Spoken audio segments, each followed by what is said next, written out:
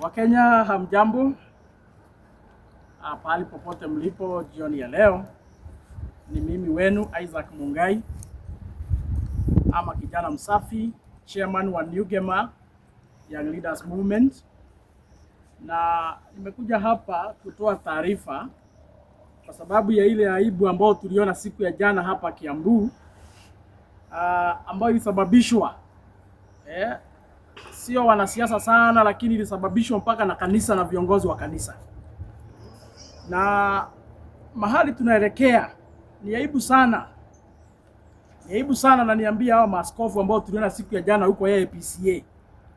Walitutia aibu kama watu wa Kiambu, na wakatutia aibu kama watu ya jamii ya kutoka Mlima Kenya, kwa sababu haswa hiyo kanisa sana sana ni kanisa ambayo iko based hapa Mlima Kenya. Hiyo kanisa haiko mahali kwingine, iko hapa Mlima Kenya, hiyo APCA ni ya hapa. Walitutia aibu sana kama watu wa Kiambu na pia kama watu wa jamii ya Mlima Kenya, kwa sababu hata kama watu wanafanya siasa, hata kama ni ulafi, hata kama mnapenda pesa kiasi gani nyinyi wahubiri, nyinyi mabishop, hata kama mnapenda pesa kiasi gani, hamfai kupenda pesa kiasi ya kwamba mnakosea madhabahu heshima. Nyinyi mnaabudu pesa, mnainamia pesa, mpaka inafika mahali kanisa inakaa ni kama soko, inakaa ni kama market, inakaa ni kama tu ni group tu ya walevi ilikuwa imekutana mahali kwa kufanya mambo mengine ambayo haieleweki. Mimi nashangaa na mahali imefika. Iko mambo mingi sana inaendelea huku nje, na watu wakiongea mnasema ya kwamba kanisa inainukiwa. Watu wakiongea mnasema ya kwamba wachungaji wanapigwa. Watu wakiongea mnasema sijui hatuogopi Mungu. Watu wakiongea sijui mnasema hatufai kukosoa sijui kanisa, hatufai kukosoa Mungu. Lakini siku ya leo nataka tutofautishe kati ya Mungu na mapenzi yake na kati ya hao maaskofu au mapasta wale ambao ni walafi, ambao wameanza kujitokeza mapema. Ni vizuri tutofautishe. Wakati tunasema kanisa inatupoteza, wakati tunasema maaskofu wanatupoteza, wakati tunasema mapasta wengine ni walafi, wanapoteza washirika na wanapoteza Wakenya, wakati tunasema mapasta wengine wanatumika na serikali kupatiwa pesa ya hongo, kupatiwa pesa ya wizi ili wapoteze Wakenya, wakati tunasema hivyo si Mungu tunapigana na yeye, wakati tunasema hivyo si Mungu tunakosea heshima, wakati tunasema hivyo si kanisa tunainukia, na wakati tunasema hivyo haimaanishi sisi tuko na vita na Wakristiano. Hatuna vita kamwe na Wakristiano, hatuna vita kamwe na dini, hatuna vita kamwe na wachungaji wa Kenya, hatuna vita kamwe na viongozi wa dini. Lakini vizuri tuna single out wale ambao hawana nidhamu, wale ambao tunaona ya kwamba wazi wanatupoteza, wale tunaona ya kwamba wazi wanapoteza washirika, wale tunaona kwamba wazi ni walafi, hata wanajianika ni walafi. Lazima tunawaandika na tunawaongelelea. Iko siku nilisema hapa, in as much as hapa Mlima Kenya tumekuwa tukisema ya kwamba iko watu ambao ni tukonia na iko watu ambao ni komerera hapa. In as much as tunasema in the political class iko wasaliti, ni vizuri hata leo hapa nitangaze kama kiongozi wa vijana hapa Mlima Kenya, hata baadhi ya makanisa, baadhi ya viongozi wa kidini pia iko wasaliti. Wasaliti hawako peke yake pale katika siasa. Wasaliti hawako peke yake pale katika vyama vya kisiasa. Hapana, hata kwa kanisa hapa kati ya viongozi wa dini iko wasaliti, na ni wengi wamejaa huko. Kwa sababu nasema hivi, ile aibu tuliona jana, ile mambo ilikuwa inaendelea jana hapa Gatundu kanisa ya APCA, hiyo upuzi yote, mimi hata sijakuja hapa kulaumu wanasiasa, kwa sababu wanasiasa hiyo ni kawaida yao. Wanasiasa kawaida yao hawananga adabu, wakienda mahali ni malumbano, wakienda mahali ni kupangiana. Kwa hivyo hata mimi sijakuja hapa kulaumu wanasiasa, nimekuja kulaumu viongozi wa kanisa, wale ambao walikubalisha hiyo upuzi ikaendelea katika madhabahu, wale ambao walikuwa wamevaa hizo nguo za kidini, wamesimama hapo na kola, wanajiita viongozi wa dini, lakini wanakubalisha upuzi na ujinga na matusi na vitu ambazo hazielewekeki. Siasa za pesa nane zinafanywa katika madhabahu. Hao ndio nimekuja kulaumu. Na nyinyi mnapoteza watu, nyinyi mnapoteza jamii, nyinyi mnapoteza waumini, nyinyi mnapoteza washirika, na nyinyi hamusimamii ufalme wa mbinguni. Mnawakilisha tumbo zenu, mnawakilisha familia zenu, Mnawakilisha matakwa yenu, lakini hamwakilishi matakwa ya Mwenyezi Mungu katika yale madhabahu. Nimekuja kuambia hivyo kwa sababu lazima tuambiane ukweli, na hii nchi ni nchi huru. Lazima tunakanga tu tunaambiana ukweli. Wakati tunaona mambo inaenda vibaya, lazima tunaambiana ukweli. Shame on you. Shame on you. Wale bishops siku ya jana walikuwa wamesimamia hiyo madhabahu inakaa soko. Kama jana ndio Yesu alikuwa anarudi, kama siku ya jana ndio Yesu alikuwa anarudi, akuje wapate hapo AIPCA Gatondo North mkifanya hiyo soko, mkifanya hiyo upuzi na upumbavu katika madhabahu, angewanyorosha nyinyi zote na angewanyorosha nyote na viboko, angewavurusha nyinyi wote kama wezi na wakora na magaidi. Vile ambavyo alifanya zile siku ndivyo angefanya siku ya jana hapo kwa hiyo kanisa yenu. Angewavuruga nyote na viboko. Nyote angewavuruga na viboko. Kwa sababu ya ile biashara mlikuwa mnafanya hapo. Nyinyi mmegeuza madhabahu ya Mungu imekuwa ni kama soko ya walevi. Mmegeuza madhabahu ya Mungu imekuwa ni kama soko ya wakora, soko ya wanyang'anyi, soko ya majambazi. Ni aibu sana. Hata hiyo siku ya jana ilifanya hata kionekane kama Kabogo amekuwa bishop. Ya? Hiyo upuzi ilikuwa inaendelea hapo jana, ilifanya hata Kabogo aonekane ni kama amekuwa bishop. Kwa sababu ni yeye tu aliona ile upuzi ilikuwa inaendelea hapo. Ni yeye tu, hata kidogo tu alikuwa soba tu akaona hapa iko ujinga inaendelea. So kwa hivyo mimi nataka niambie viongozi wa dini hapa Mlima Kenya, vile ambavyo tumekuwa tukicall out wasaliti katika jamii, in the political class, hata sasa katika makanisa, we start calling you out. Wale wasaliti wote wamejificha katika dini, wale wameweka tumbo zao mbele, wale wameweka ukora yao mbele, wale wanapotoza washirika, wale wanafanya biashara kwa madhabahu, wale wanafanya biashara mbovu ya kuuza Kenya na kusaliti wa Kenya katika madhabahu, in the name of pastors, in the name of bishops, in the name of kuvaa hizo manguo mnavaa. Itafika mahali hata sisi tutawavua hizo nguo, hatutawapatia heshima. Sababu ambayo inafanya tunapatia viongozi wa kidini heshima ni kwa sababu tulifunzwa katika Ukristo tukiwa wadogo, tukaambiwa kwamba wanawakilisha bingu ama wanawakilisha ufalme wa mbinguni. Hiyo tu ndio imekuwa ikifanya tunapatia mabishop na maarchbishop na mapasta heshima, kwa sababu tuliambiwa kwamba wanawakilisha Mungu, wanawakilisha dini, wanawakilisha ile mambo ambayo ni mazuri Mungu angetaka ifanyike. Hiyo ndio wanafaa kusimamia, and that is why tumekuwa tukuwaheshimu katika in the community. Lakini ikifika mahali nyinyi ndio mnakuwa wasaliti wa juu, ikifika mahali nyinyi ndio walafi zaidi hata kuliko washirika, nyinyi ndio hata hamuna nidhamu kamwe, nyinyi ndio mnakubalisha ukora na ugaidi inaendelea katika madhabahu, itafika mahali hata hatutawaheshimu. Hatutawaheshimu. Kwa sababu hata sisi kama sio washirika wa hiyo kanisa, iko kitu moja tunajua. Hiyo upuzi ilikuwa inaendelea hapo sio yenye Mungu angetaka ifanyike hapo. Hiyo ujinga ilikuwa inafanyika jana. Hiyo si mapenzi ya Mungu.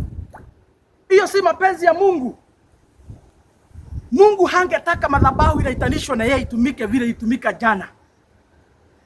Kwa hivyo msije kutuambia hapa mnarekebisha jamii. Msije mkatuambia ati nyinyi ni kielelezo katika jamii. Msije mkatuambia nyinyi ndio viongozi wa dini katika jamii. Msije mkatuambia mnasimamia ukweli katika jamii.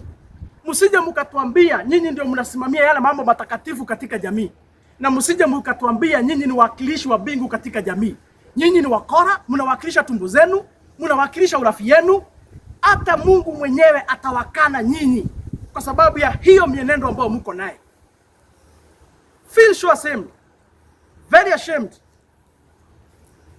Feel ashamed. Kwa sababu ya hiyo ukora mlifanya siku ya jana. Mnakubalisha wanasiasa kuleta upuzi wao huko. Mnafanya mpaka washirika wanaonekana kama waenda wazimu, ni kama walikuwa wamevuta bangi kabla waingie kwa kanisa. Niambie wa Kenya, sisi hatutaogopa. Hatutaogopa kujitenganisha na wale viongozi wa kanisa ambao ndio wanashirikiana na watesi wa Wakenya. Sisi hatutaogopa kuwaita na majina. Wale wanajiita viongozi wa kidini lakini ndio wanashirikiana na William Ruto katika uongozi ambao ni uongozi ya kufinyiria wa Kenya. Hatutaogopa kuwaambia ya kwamba mnakosea wa Kenya, kushirikiana na kupigia makofi na kubusu serikali ili ambao kila uchao ndio inatatiza Wakenya, ndio inafinyilia Wakenya. Hatutaogopa. Tunajua William Ruto amenunua wengi, kwa sababu mahali imefika makanisa mapasta wengi, mabishop wengi wamenunuliwa. Wengi wamenunuliwa ndio ili warudi kwa madhabahu, wakaongea wakiwa kwa madhabahu kusema ya kwamba William Ruto amemwagiliwa mafuta mara ya pili na Mungu. Na tulisikia wakisema hivyo jana. Mtu anasimama hapo amevaa hizo nguo za kidini hapo, anajiita bishop, anaanza kusema vile ambavyo Mungu sasa ameandaa William Ruto ndiye atakuwa rais wa pili, atakuwa rais mara ya pili 2027. Wakati huu hatutakubali kupotozwa, kwa sababu tushajua ya kwamba nyinyi ni wakora, nyinyi ni magaidi wa kawaida. Ni kujificha tu, mnajificha katika dini, mnajificha tu katika madhabahu, lakini nyinyi ni wale tu wakora, magaidi wa kawaida. So safari hii hatutawakubalisha nyinyi kupotoza sisi. Tutapingana na nyinyi, tutapigana na nyinyi, tutawapinga na tutawaita kwa majina mpaka dakika ya mwisho bila kuogopa. Nikiwa katika hiyo maneno, nataka niambie gavana wa Kiambu ambaye anaitwa Kimani Wamatangi, ile kitu itakusaidia sio hiyo puzi niliona mnafanya hapo. Ile kitu itakusaidia bwana Wamatangi sio hiyo upuzi. Unagojea William Ruto siku anakuja hapa, unapanga watu, unawalipa, unawasafirisha waende wakupigie makofi ili ionekane ya kwamba ati uko na umaarufu hapa Kiambu. Hiyo ujinga haitakusaidia, kwa sababu umekuwa ukitumia hiyo karata ndio unatumia, hiyo karata ndio unatumia. Siku William Ruto alikuwa hapa last month, wakati alikuwa anazindua hii barabara ya Mau Summit, ukawa umenunua watu kama 2,000 uko walipo kuwapeleka huko wakupigie makofi ili uleta vurugu ionekane kama wewe Kiambu peke yake ndio unafanya kazi. Siku ya jana pia umesafirisha watu, umewapeleka AIPCA ili wakupigie makofi, ili wakushangilie, uonekane ndio unafanya kazi hapa. Alafu mnashinda na wao the whole day. Hii siku nyingine ukienda kwako unafiatua risasi hapo, unaita media, unachukua hapo marisasi, unaanza kusema wanataka kukuua. Wanataka kukuua na wewe mnakula na wao. Wanataka kukuua na wewe kila siku mko nao katika ibada. Wanataka kukuua na kila siku William Ruto anakuja hapa, wewe ndio unamkaribisha katika hizo mikutano. Since last year, wakati William Ruto alikuwa amekuja hapa Mount Kenya tour, siku aliingia Kiambu, wewe ndio ulienda kumlaki. Safari zote William Ruto amekuja hapa bwana Wamatangi, wewe ndio unaendanga kumkaribisha. Wewe ndio unatengenezanga watu, unawalipa waende akakupigia makofi katika mikutano ya William Ruto. Alafu usiku unaamuka hapa unatuambia wanataka kukuua. Wanataka kukuua na wewe ndio mnakula na wao, mnalala na wao, kila kitu mnafanya na wao. Hiyo ukora unajiekelea hapo bwana Wamatangi ya kujaribu kuleta sympathy hapa. Eti watu wa Kiambu wakuhurumie. Hiyo puzi haitakusaidia. Kuja Matangi utengenezee watu wa Matangi barabara. Iko siku walikuwa wamegoma. Na hakuna siku nimesikia umeongea hiyo mambo ya barabara ya Matangi. Walikuwa wamegoma last month karibu yote. Na hatujasikia ukiongea mambo ya barabara, lakini huko na nafasi ya kulipa watu na pesa ya county. Waende wakakupigia makofi huko. Hiyo upuzi wa Matangi haitakusaidia. Kuja tengenezea watu wa Matangi barabara. Kuja tengenezea watu wa Juja barabara. Watu wa Wetaithi wanahangaika, hawana barabara. Wanapitia kwa matope, wanapitia kwa mitaro. Wanateseka. Wewe ndio uko na pesa yao ya kutengeneza hizo barabara. Ile kitu itakusaidia ni kukuja Wetaithi tengenezea watu barabara. Kuja Juja tengeneza barabara. Ingia Matangi, hii barabara imesumbua sana. Kabogo walikuwa wameitengeneza. Waitito walipokuja akaiweka lami. Wewe ulipoingia wa Matangi hakuna barabara hata moja Kiambu umeweka lami. Kazi yao ni kurukaruka huku na vifaranga na nguruwe huku. Unatengeneza piara hapo, unaleta wamama kwa manyasi the whole day, unawapatia unga moja na shilingi 100, unawaambia iko kazi unafanya Kiambu. Hakuna kitu unafanya Kiambu ya kusaidia watu. Hakuna mradi hata moja unafanya hapa ya kusaidia watu wakaji wa Kiambu wanateseka.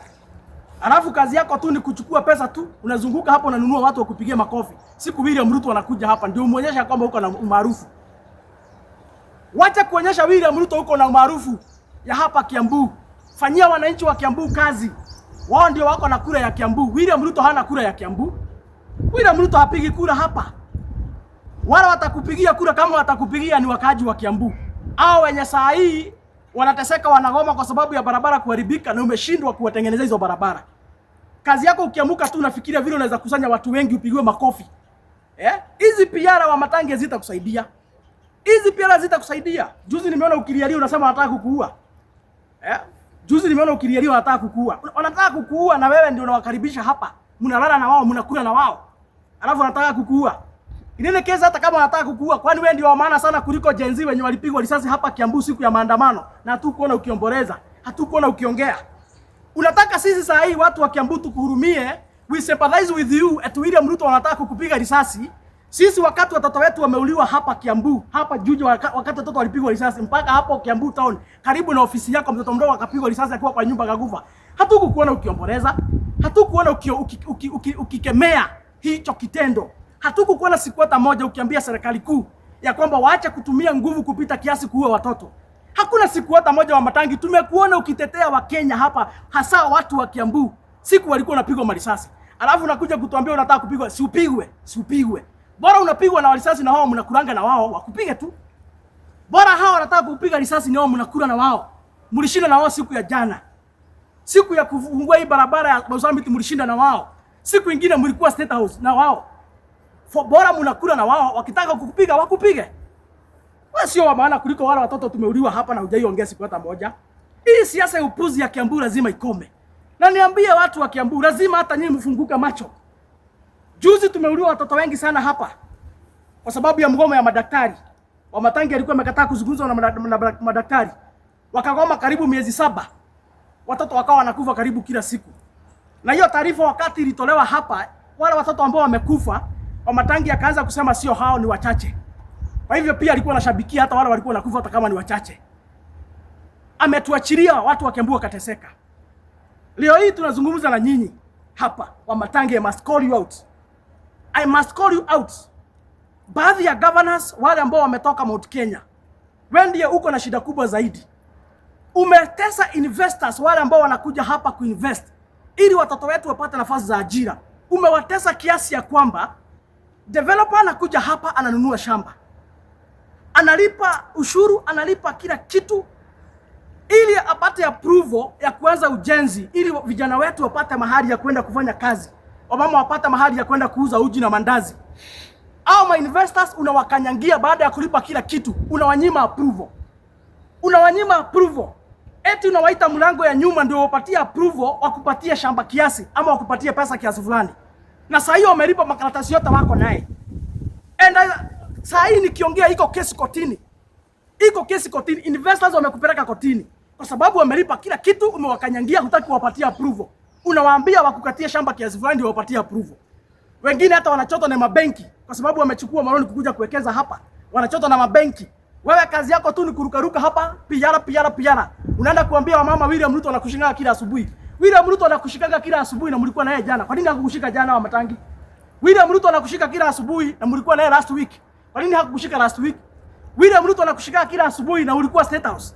Mnalala mnakula naye na alafu unakuja kuambia mama hapa eti ndio wakuhurumie, atunashikangwa kila asubuhi. Hii upuzi Wa Matangi haitakusaidia. Na wala watu wachache ambao ni walafi unapatia 100, 200. Unafikiria watakusaidia, hawatakusaidia kwa sababu wala tuko na akili ndio wengi. Sisi wala tuko na akili, sisi ndio wengi Wa Matangi. Wala tuko na akili Kiambu, sisi ndio wengi. Na hiyo upuzi haitafanya tukupatie kura. Wacha kutesa investors, watoto wanahangaika. Na nimekuja nikualike hapa siku ya leo kwa sababu unanyima investors approval ili vijana wetu wasipate nafasi za ajira. Wakae katika soko, wakae katika mitako kama mawe. Ndio siku naleta vifaranga washinde hapo wamekungojea the whole day. Kwa sababu hakuna mtu hako na akili. Hakuna kijana hako na uwezo wa kujitafutia kazi. Anaweza shinda the whole day kwa nyasi amekungojea umpatie kifaranga moja shilingi 100. Hakuna. Lakini unataka wateseke, ndio maana umenyonga investors. Hautaki kuwapatia approval ili vijana wetu wasipate nafasi ya ajira. Wakae kwa kamawe, ndio ukileta vifaranga wanakupigia makofi. Unatesa wamama wetu, unawaweka kwa manyasi the whole day ili wapatie unga ya 200 gavana mzima. Kwa sababu hautaki investors wapate nafasi ya kuwekeza ili hao mama wapate mahali ya kwenda kuuza uji na chapati, waweze kupata pesa ya kujisimamia. Unataka wakose kazi, wakuje wakugojea kwa manyasi the whole day. Wewe si gavana, wewe ni bure. Very useless. Hiyo ni upuzi hiyo. Na ni wajinga tu wanaweza kupigia makofi, lakini hakuna mtu wako na akili timamu anajua ile kitu watu wetu wanapitia kwa sababu yako anaweza kupigia makofi. Unaweza tu furahisha mafara Wa Matangi. Utafurahisha tu mafara peke yake na mafara ni wachache. Wala wako na akili ni wengi hapa Kiambu. Hatuwezi vumilia hii maovu. Na ndio maana naambia watu wa Kiambu lazima tuamuke. Lazima tuamuke. Tulikuwa na Kabogo hapa 2013. Akatengeneza mahospitali, barabara zikamshinda, tukampeleka nyumbani. Tukakuwa na Waitito hapa, akakuja hapa akajaribu kufanya maneno. Hata Heri Waitito aliweka lami huko Matangi, aliweka lami huko Beteidi, aliweka lami huko Thika, alifungua bus station huko Makongeni, alisaidia vitu kadhaa hapa. Baadaye kidogo akashikwa akakuwa impeached. Gavana watatu akakuja, alikuwa Nyoro alikuwa tu bure kama Matangi. Matangi sasa ameingia, miaka 3 inaisha, hata miaka inaisha. Kuna kitu amefanya Kiambu isipokuwa kupeana vifaranga na kupeana nguruwe. Hospitali anajenga ndio akule kickback. Kwa sababu kama ako na nia njema na kuimarisha mambo ya afya, hawezi kuwa anatumia pesa ya watu wa Kiambu kujenga hospitali zingine wakati zile zingine hazina dawa na hospitali wamegoma. Tumeuliwa watu Kiambu wamekufa for 7 months. Na huyu jamaa analala na anaamuka na hana stress, ni kama hakuna kitu inaendelea Kiambu. Alafu akiamuka anadanganya vile amejenga hospitali. Kujenga hospitali na hakuna madawa na hakuna madaktari, hiyo ni kama kurebesha jeneza, my friend. Hata kaburi irejeshwe namna gani, hakuna mtu anaweza tamani kuishi kwa kaburi. Kujenga mahospitali hiyo unajenga hizo unajenga ma structures. Unajenga ma structures ndio kule kickback.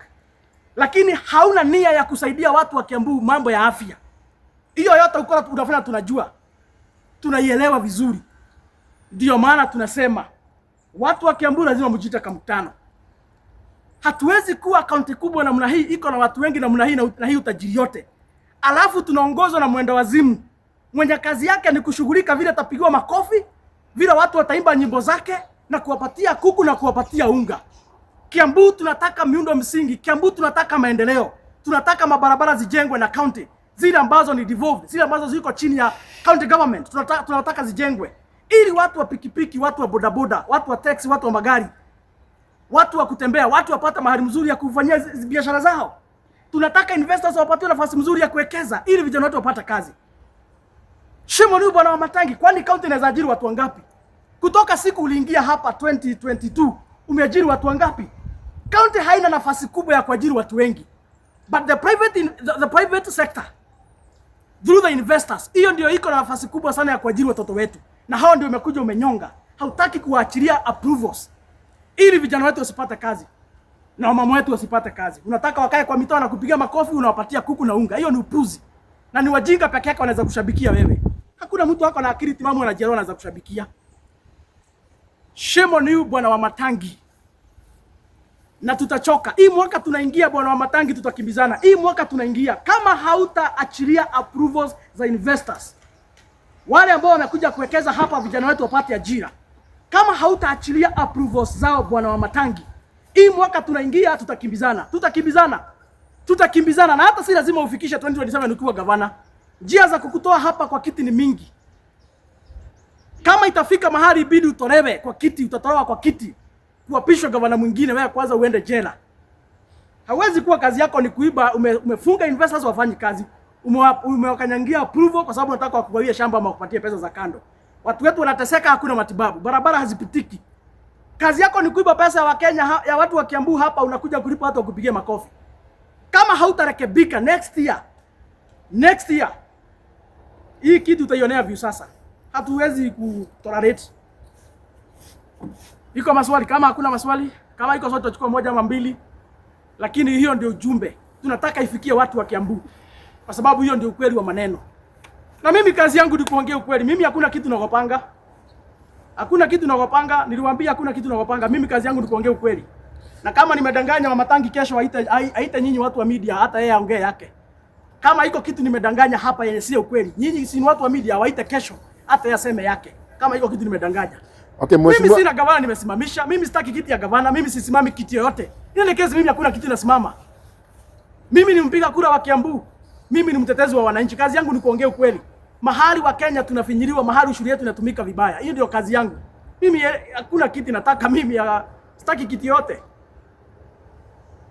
So mtu asiseme ati niko na fitina, hakuna kitu nataka na sina fitina. Mama Tangi si baba yangu, sio wetu, hata simjui. Na sitaki hata kumjua. Mimi nataka tu afanyie watu wa Kiambu kazi. Sihitaji tujuane na yeye. Bora tu afanyie kazi watu wa Kiambu ile kazi ambayo alipatiwa kufanya. Lakini si kurukaruka hapa na wamama kila wakati hapa. Anatumia pesa yetu kuwapatia 100, 200 apigwe makofi. Hiyo upuzi lazima ikome. Na ajue kando na hiyo drama na upuzi na ujinga ilikuwa inaendelea jana na imekuwa ikiendelea hapa Kiambu. Siku William Ruto anakuja. Ajue ya kwamba hao wengine wanaweza kuwa aspirant, but they are not responsible. Hakuna mtu mwingine hapa Kiambu ako responsible kama gavana wa Kiambu isipokuwa Wamatangi. He is the one responsible. So yeye acheze ngoma hiyo upuzi anacheza na hao wanasiasa, apoteze muda, akose kutufanyia kazi, nyumbani ataenda. Ni vizuri tumwambie hivyo. Ya hao kina Korori, hao wengine wote hakuna gavana hapo. Wao ni wabunge, wewe ndio gavana. Cheza ngoma yao kabisa. Pimana nguvu na wao. Tafuta wamama kona zote, wapatie vitambaa za IEBC, wapatie pesa, waende wakakupigia makofi. Ruka kabisa, onyesha William Ruto maarufu yako. Kukosa kutufanyia kazi, nyumbani bado utaenda. Hiyo upuzi yote na ujinga wote haitakupatia kura. So lazima tumwambie ukweli. Iko swali? Hakuna. Kama hakuna swali, muhakikishe kwamba hiyo ujumbe imefikia Kimani Wamatangi. Na mumwambie mimi naitwa kijana msafi. Kazi yangu ni kutetea Wakenya na kuongea mambo ya ukweli. Na kama iko kitu nimedanganya, kesho aite nyinyi hata yaongee yake.